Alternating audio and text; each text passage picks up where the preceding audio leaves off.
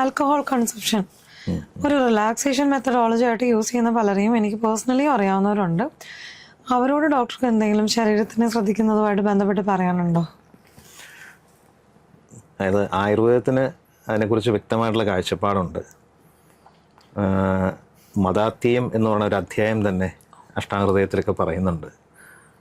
അതിൽ എങ്ങനെ ആരൊക്കെ മദ്യപിക്കരുത്, എങ്ങനെ മദ്യപിക്കാം, മദ്യപിച്ചാൽ എവിടെ നിർത്തണം, ആളുകൾക്ക് എത്രത്തോളം മദ്യപിക്കാം, എന്ത് അവരവരുടെ ശരീരത്തിന് പറ്റുന്ന രീതിയിൽ ഉള്ള അളവ് എവിടെ നിർത്താം, എവിടെ നിർത്തണം, ഇതൊന്നുമാണ് ആളുകൾക്ക് അറിയില്ലാത്ത പ്രധാനമായിട്ടും. മദ്യത്തിൻ്റെ കൂടെ എന്തൊക്കെ കഴിക്കാം, എന്തൊക്കെ കഴിക്കരുത്, ഇതൊക്കെയാണ് ആളുകൾക്ക് ശരിക്കും പറഞ്ഞാൽ പഠിപ്പിച്ചു കൊടുക്കേണ്ടത്. മദ്യപിക്കരുത് എന്ന് പറഞ്ഞുകൊണ്ട് ആരും മദ്യപിക്കാതിരിക്കാൻ പോകുന്നില്ല. അപ്പോൾ വാഹനാപകടം ഉണ്ടായി എന്ന് വെച്ച് വാഹനം ഓടിക്കരുതെന്ന് പറയണ പോലെയാണ്. വാഹനം എങ്ങനെ ഓടിക്കണം എന്നൊക്കെ അറിഞ്ഞ് ഓടിച്ചാൽ അപകടം ഉണ്ടാവില്ലല്ലോ. അങ്ങനെ പരമാവധി നോക്കാം, അത്രേ ഉള്ളൂ. അതുപോലെയാണ് ഇപ്പോൾ ഏറ്റവും അപകടകരമാകുന്നത് മദ്യത്തിൻ്റെ കൂടെ കഴിക്കുന്ന വറുത്ത സാധനങ്ങളാണ്. ഇപ്പം നമ്മുടെ നാട്ടിലെല്ലാവരും മദ്യപിക്കുമ്പോൾ ടച്ചിങ്സ് എന്ന് പറഞ്ഞുകൊണ്ട് കഴിക്കുന്ന എല്ലാം വറുത്ത സാധനങ്ങളാണ്. ഇപ്പോൾ മാംസാഹാരമാണെങ്കിലും എന്ത് സാധനവും മദ്യത്തിൻ്റെ കൂടെ ആസിഡിക് ആയിട്ടുള്ള സാധനങ്ങളോ വറുത്തതായിട്ടുള്ള സാധനങ്ങൾ കഴിക്കാതിരിക്കുക എന്നുള്ളതാണ് ഒന്നാമത്തെ സാധനം. ഇപ്പം ഡോക്ടർ നേരത്തെ പറഞ്ഞ പോലെ ഇപ്പം പ്രകൃതിയിൽ സൂര്യനുള്ള ഒരു പ്രാധാന്യം വളരെയധികം 1-2 സ്ഥലങ്ങളിൽ ഡോക്ടർ പറയുണ്ടായി. അപ്പോൾ അതുമായിട്ട് നമ്മുടെ ഈ ആൽക്കഹോൾ കൺസപ്ഷൻ എന്തെങ്കിലും, ഈ വറപറി സാധനങ്ങൾ കഴിക്കുന്നു, ആൽക്കഹോൾ കൺസ്യൂം ചെയ്യുന്നു, നൈറ്റിലാണ് കൂടുതൽ ഇവരിത് ചെയ്യുന്നുണ്ടാവുക പലരും. അപ്പോൾ അതുമായിട്ട് എന്തെങ്കിലും ബന്ധം? അതിനോട് ചേർന്ന് തന്നെ ചോദിക്കാവുന്നത്, ഉറക്കം കിട്ടാൻ വേണ്ടി ആൽക്കഹോൾ കഴിക്കണം എന്ന് നിർബന്ധം അങ്ങനെ പറയുന്ന ആളുകളും ഉണ്ട്. അപ്പോൾ ഇതിനൊക്കെ എങ്ങനെ നമുക്ക് നമ്മൾ ഇതെല്ലാം അഡിക്ഷനിലേക്ക് കൊണ്ടുപോകുന്നു എന്നുള്ളിടത്താണല്ലോ പ്രശ്നം. നമ്മളൊരു സാധനം ഇപ്പോൾ നമ്മൾ ആരും കാണാത്ത നിർദോഷകരമാണെന്ന് കരുതുന്ന സാധനമാണ് ചായ കാപ്പി എല്ലാം ഹോട്ട് ഡ്രിങ്ക്സ് ആയിട്ടാണ് കണക്കാക്കുന്നത്. ശൈത്യമേഖലകളിലുള്ളതാണ് ഇത്. ഉഷ്ണം കൂട്ടാൻ വേണ്ടി അല്ലെങ്കിൽ തണുപ്പ് ബാധിക്കാതിരിക്കാൻ വേണ്ടി കഴിക്കുന്ന ഹോട്ട് ഡ്രിങ്ക്സ് ആണ് ചായ കാപ്പി മുതലായിട്ടുള്ളത്. ഇതും ഒരു ചായ കഴിച്ചില്ലെങ്കിൽ അന്നത്തെ ദിവസം പോക്കാന്ന് പറയുന്ന ആളുകളുണ്ട്. അതും അഡിക്ഷനാണല്ലോ. അപ്പോൾ മദ്യം അതിൻ്റെ വേറൊരു വേർഷനാണെന്ന് മാത്രമേ ഉള്ളൂ. ഒന്നിനോടും അഡിക്ഷൻ ഉണ്ടാവാതെ നിൽക്കുന്നതാണ് എപ്പോഴും ആരോഗ്യകരമായിട്ടുള്ള അവസ്ഥ. അപ്പോൾ അഡിക്ഷൻ ഉണ്ടാവാത്ത വിധത്തിൽ അതിനെ അറിഞ്ഞ് ഉപയോഗിക്കുക. ഇപ്പോൾ ചായ ആണെങ്കിൽ മറ്റ് സംസ്ഥാനങ്ങളിലൊക്കെ നോക്കിയാൽ ഇത്ര ഉള്ളൊരു ഗ്ലാസ്സിലേ കിട്ടും. ശരിക്കും അത്രയും കുടിക്കേണ്ട ആവശ്യമുള്ളൂ. നമ്മുടെ ഉഷ്ണമേഖലയിൽ ഇരുന്നുകൊണ്ട് ഇത്രയും വലിയ ഒരു ഗ്ലാസ്സിലോ പാത്രത്തിലോ ചായ കുടിക്കേണ്ട ആവശ്യം ആക്ച്വലി വരുന്നില്ല. അപ്പോൾ നമ്മുടെ ആ ഒരു കൺസംഷൻ, നമ്മൾ കഴിക്കുന്നത് ഒത്തിരി അളവ് കൂടുതലാണ്. അപ്പം അതിൻ്റെ പ്രശ്നങ്ങൾ ഉണ്ടാക്കുന്നു. അപ്പോൾ മദ്യത്തിലാണെങ്കിലും ആയുർവേദത്തിൽ ഓരോ പ്രകൃതത്തിലുള്ളവർ മദ്യപിക്കുമ്പോൾ ഉള്ള ലക്ഷണങ്ങൾ പറയുന്നുണ്ട്. ഇപ്പോൾ മദ്യപിക്കുമ്പോൾ 3 അവസ്ഥകളിലൂടെയാണ് കടന്നു പോകുന്നത്. അപ്പോൾ ആദ്യത്തെ അവസ്ഥ എന്ന് പറയുന്നത് സാത്വികമായിട്ടുള്ള അവസ്ഥയാണ്. അപ്പോൾ സാത്വികമായിട്ടുള്ള പ്രകൃതമുള്ള ഒരാൾക്ക് സാത്വികാവസ്ഥ നീണ്ടു നിൽക്കും. സാത്വികാവസ്ഥ എന്ന് പറഞ്ഞാൽ ആദ്യം നമുക്ക് സന്തോഷം തരികയും, മദ്യപിച്ച് കഴിയുമ്പോൾ ആ മൈൻഡ് സെറ്റ് ഒന്ന് മാറി ഒരു ഫ്ലോട്ടിംഗ് ലെവലിലേക്ക് വന്ന് സന്തോഷിച്ച് തമാശകളൊക്കെ പറയുകയും ചിലവർ പാട്ടുകളൊക്കെ പാടുകയും നല്ല രീതിയിൽ എല്ലാവരോടും സ്നേഹം പ്രകടിപ്പിക്കുകയൊക്കെ ചെയ്യുന്നൊരവസ്ഥയുണ്ട്. ഈ ഒരു അവസ്ഥയാണ് സാത്വിക അവസ്ഥ, അതായത് സത്തായിട്ടുള്ള അവസ്ഥയാണ്. അടുത്തത് രാജസീയമായിട്ടുള്ള അവസ്ഥയാണ്. രാജസീയമായിട്ടുള്ള അവസ്ഥ എന്ന് പറയുന്നത് കുറച്ച് പൊങ്ങച്ചം പറയും, വീമ്പ് പറയും, നമ്മുടെ നാടൻ ഭാഷയിൽ പറഞ്ഞാൽ ഇത്തിരി സാഹസികത്വമൊക്കെ കാണിച്ച് ഞാൻ വലിയ ആളാണ്, എൻ്റെ കുടുംബക്കാരൊക്കെ അങ്ങനെയായിരുന്നു എന്നൊക്കെ പറയും, വീമ്പ് പറയും. അവരിത്തിരി പൊങ്ങച്ച സാഹസിക കൃത്യങ്ങൾ എല്ലാം നമ്മുടെ നാടൻ ഭാഷയിൽ പറഞ്ഞ ഏണി കയറുക എന്നൊക്കെ പറയുന്നത്, അങ്ങനത്തെ ഒരു അവസ്ഥയിലേക്ക് പോകുന്നതാണ് രണ്ടാമത്തെ രാജസീയമായിട്ടുള്ള രജസ്സിനെ കൂട്ടുന്ന അവസ്ഥ. മൂന്നാമത്തത് താമസികമായിട്ടുള്ള അവസ്ഥയാണ്.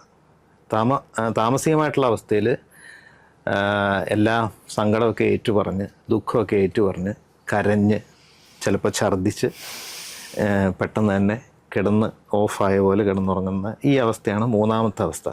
ഇത് താമസികമായിട്ടുള്ള വേഗമാണ്.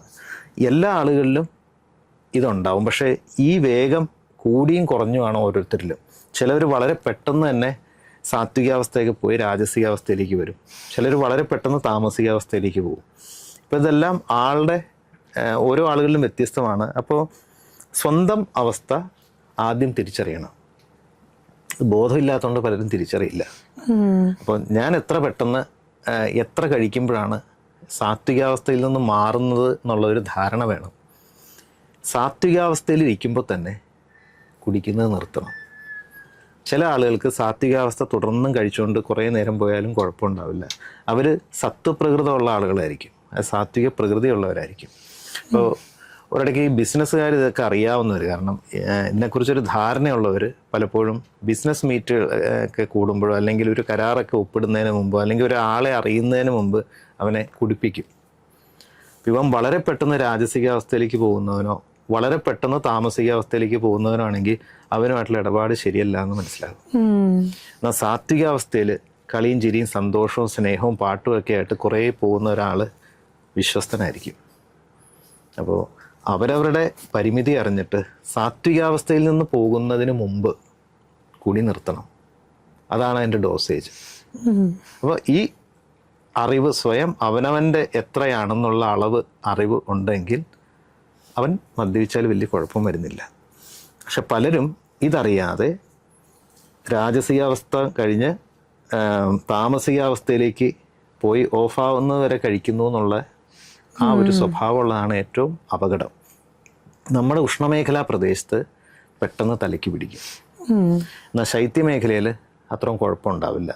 യൂറോപ്പിലോ മഞ്ഞുള്ള സ്ഥലത്തോ ഒന്നും അത്രയും കുഴപ്പമുണ്ടാവില്ല. അപ്പോൾ നമ്മുടെ ഇവിടെ കഴിക്കുന്ന ആഹാര സാധനങ്ങളും മദ്യത്തിൻ്റെ ഒപ്പം മാംസം കഴിക്കാം, കുഴപ്പമില്ല, മത്സ്യം കഴിക്കാം, പക്ഷെ വറുത്തതാവരുത് എന്നുള്ളതാണ്.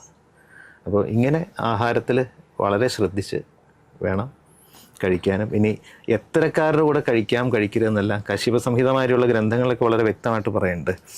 വളരെ പോസിറ്റീവായിട്ടുള്ള ആളുകളുടെ ഒപ്പം, അതായത് പരമാവധി സാത്വിക ഇതുള്ളവരുടെ കൂടെ. ഇപ്പോൾ സാത്വിക പ്രകൃതിയായിട്ടുള്ള ഒരാൾ ഒരിക്കലും രാജസികൻ്റെയോ താമസികൻ്റെയോ കൂടെ ഇരുന്ന് കഴിക്കരുത്, അത് ബാധ്യതയാവും.